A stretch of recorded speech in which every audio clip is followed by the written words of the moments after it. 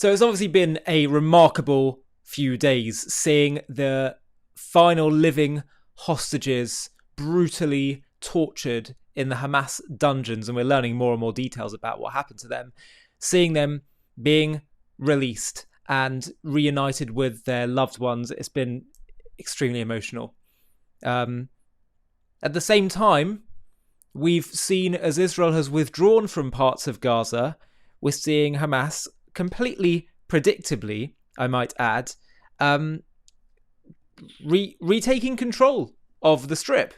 And more than that, and I was thinking maybe I'd show you, but honestly, I don't want to show you clips of the violence that they've been enacting against their own people inside of Gaza, shooting anyone that they consider to be any kind of political threat.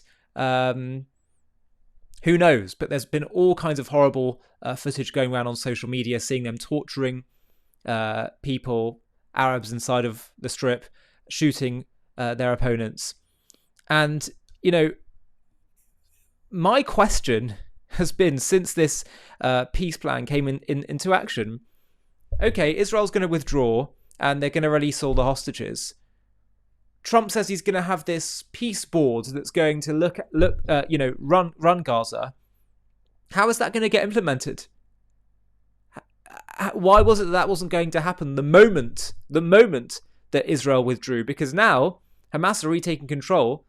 And if you want to topple Hamas to have this board of peace or whatever it's called, isn't that going to require more war? I've been asking people this question all over, and they say, I don't know. I don't know. You know, one of my questions that remains is, why did Hamas give up the hostages? Why did they do this? Now, you could say they felt they had no choice.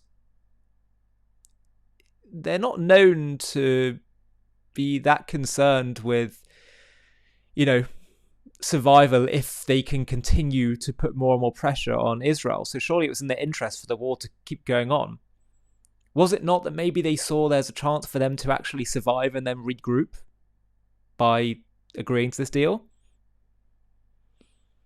And then my other question is, let's just say that the plan really does get enacted, that you have Turkey and Egypt and Qatar and the UAE, whoever it is that's going to be running the show now in Gaza. First of all, still, how are they going to seize control from Hamas without another war? And number two, what if terror groups and radicalism and extremism continues to pervade there? What does Israel do? If Israel needs to then go in and get involved, are they now declaring war against all these other countries? There's a lot of unanswered questions. And it just is unclear to me. Now, of course, we can't help but feel utter relief at the fact that our living hostages have been released. It's still unclear what's going to be the case with all the dead hostages. Hamas are now saying, we won't be able to recover all of them. It's going to be too difficult. And they use the most horrific language of let's just close the chapter or something on this. Again, I'd have to ask, if they don't hold up that side of the deal, does that mean Israel can then go back in and get involved again? Because they're not sticking to the deal. Well, it looks like the President of the United States has now responded to this very question. He says, if Hamas don't disarm, then we will disarm them. Have a watch. But we have told them we want to disarm, and they will disarm. And if they don't disarm, we will disarm them. And it'll happen quickly and perhaps violently. But they will disarm. Do you understand me? Yes, you say because everyone says, oh, well, they won't disarm. They will disarm. And I spoke to Hamas, and I said, you're going to disarm, right? Yes, sir, we're going to disarm. That's what they told me. They will disarm, or we will disarm them. Got it? But we have... Yeah, okay. So at least Trump is saying, let's keep up our end of the deal here. And, he's one of the concerns was that he might say to Israel, stop talking about going to war, stop talking about getting back involved. You've got what you wanted. He's not doing that.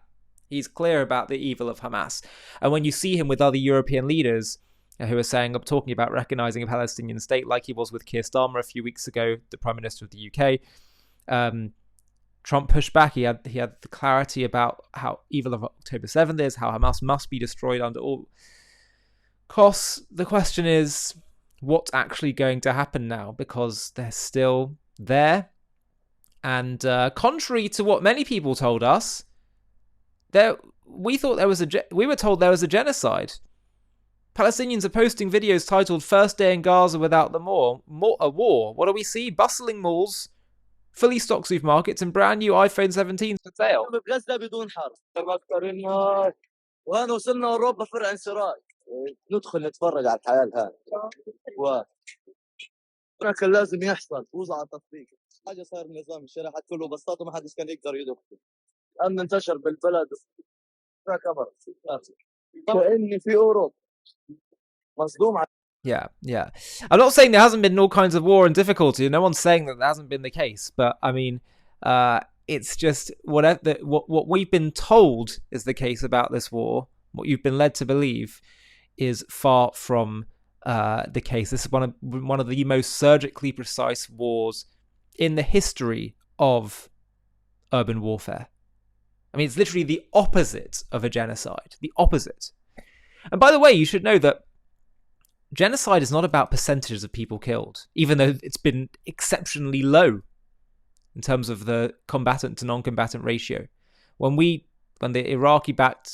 Western-backed Iraqi army hit Mosul to get ISIS in when was it, 2017, 2018, 40,000 people were killed out of 400,000 in that city. You know how many of those were ISIS fighters? Only 4,000. It looks like Israel has a almost 1-to-1 ratio. The whole thing's ridiculous.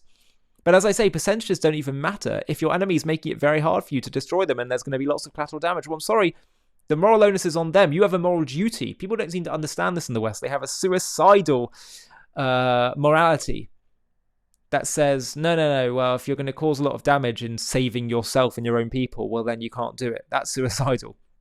It should not be about percentages. It's about your intent. It's about what's proportionate to destroy the enemy to create peace, which, by the way, means peace for both sides, because you'll stop attacking the other side as well once you can deal with the threat. It shouldn't be complicated. It should be pretty obvious and intuitive. It probably is intuitive. It would be intuitive for most other countries, but it's not intuitive when it comes to the Jews, because they're not really interested in being intuitive with the Jews. What they're interested in is undermining the Jews, because the rules are different when it comes to the Jews. On top of this, just so you can see the depravity of Hamas, this is how Hamas brings the remains of Israeli hostages to the Red Cross handoff, carelessly tossed on top of one another in the trunk of an SUV. أذهب إلى ضيفي الدكتور إياد القرا الموجود في خان يونس. دكتور إياد، لو ابتعدنا قليلا عن موضوع السلاح، حاليا تجري المفاوضات في شرم الشيخ تتناول كذلك آليات حكم قطاع غزة. كيف تقارب حركة حماس هذه المسألة؟ ما الموقف النهائي من هذا الموضوع؟ معروف من أنها قالت إنها توافق على يعني تسليم الحكم في قطاع غزة.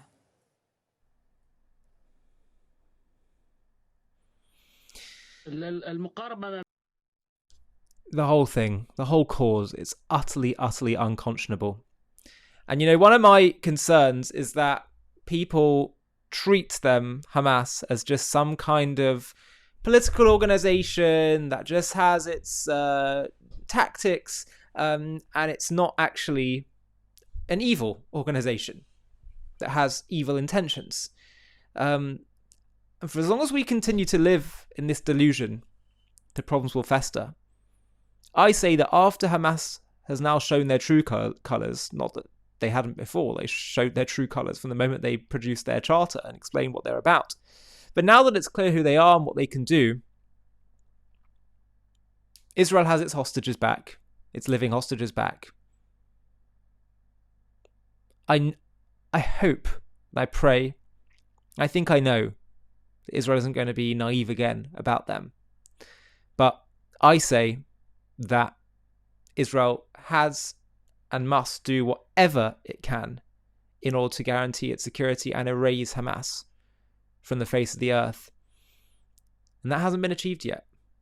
That hasn't been done yet. And so whatever it is they need to do, I say do it, and do it fast. A quick message before we finish. We have been lied to about the Palestinians from beginning till end. Have a watch of the trailer for our new documentary called The Invention of the Palestinians, How a Nation Was Invented to Destroy Another. And if you want to watch the full thing, just click on the link in the video description. The Palestinians. We have been told they are an ancient people fighting for their homeland which has been stolen from them. This narrative has fueled decades of conflict, painting Israel as an occupier of stolen land. But what if this identity is not of an ancient nation, but a modern, cynical invention? A political construct designed not to build a state, but to dismantle the Jewish one. In this JTV Plus documentary, we're going to uncover the truth behind the creation of the Palestinian identity. How it was forged in the fires of pan-Arabism, absent in historical records until strategically rebranded in the 1960s by leaders like Egyptian-born Yasser Arafat to rally global opposition against Israel. We'll trace its roots from the Ottoman era, where Palestine was a region without a distinct people, through the pre-1948 years of Arab rejectionism, before focusing on the pivotal shift of the 1960s, when Arafat declared we should now be known as Palestinians, inventing symbols like the flag to mask genocidal aims. This wasn't about self-determination, it was about exploiting refugees, suppressing true aspirations under Arab rule, and perpetuating a war to destroy Israel. Join us as we debunk the myths of an ancient Palestinian nation, expose the strategic manipulation, and reveal how this construct has hindered peace while fueling hate. Fair but firm, this is the story of an identity weaponized not for building a future, but for erasing one. To watch this JTV Plus documentary and access much more premium content, click on the link in the video description.